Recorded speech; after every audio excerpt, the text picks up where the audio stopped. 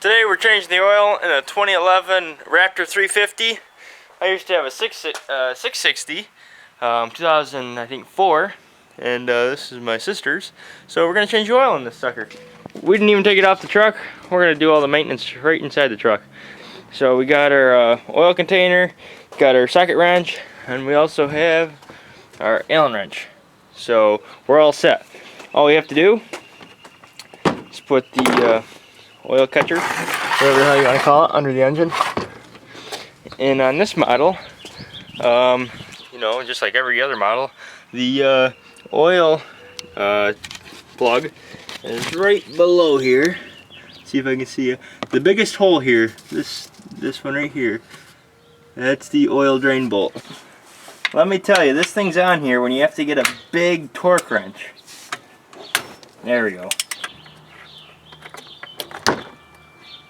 There it is. I'm gonna let this thing drain good. It's been sitting all winter and I want to get all that old crap out of there and put nice fresh stuff in there.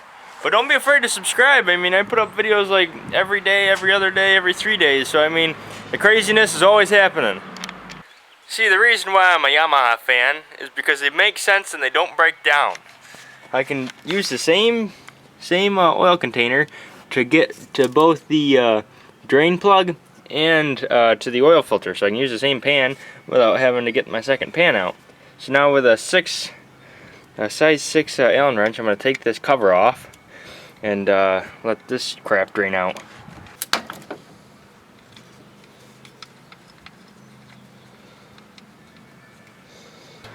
And if you didn't want oil to go everywhere, then you could take your skid plate off and it wouldn't, you know, go everywhere. But I don't care because I'm in the back of my truck and I got a bed liner, so I don't really care.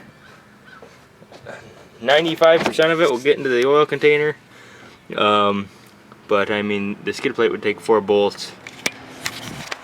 But oil preserves metal, so get a little oil everywhere, who cares? And there's our old oil filter right there. Believe it or not, that thing costs $15. I'm gonna put my new filter on. I'm not gonna lube up any of the O-rings because there's no twisting action necessary. It's just pressured, so I'm not gonna bother oiling it up. And I would put oil in it, but it looks like it would just seep right through, so that's no good. Now I'm gonna put the cover back on.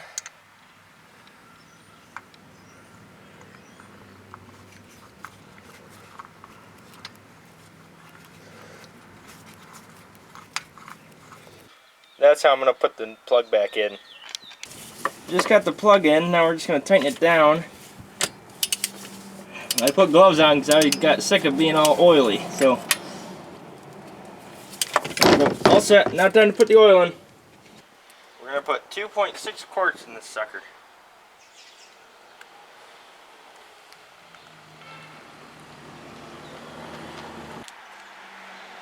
So we got our 2 quarts in there.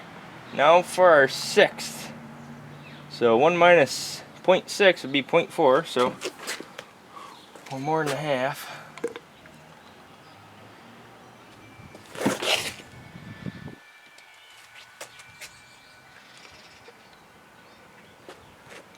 Now what we're using is SAE 20W50. These engines run hot, so that's why we got this kind of oil.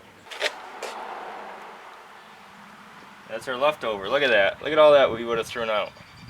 Frick that. It's a waste of money. Money's just pouring right out of that sucker.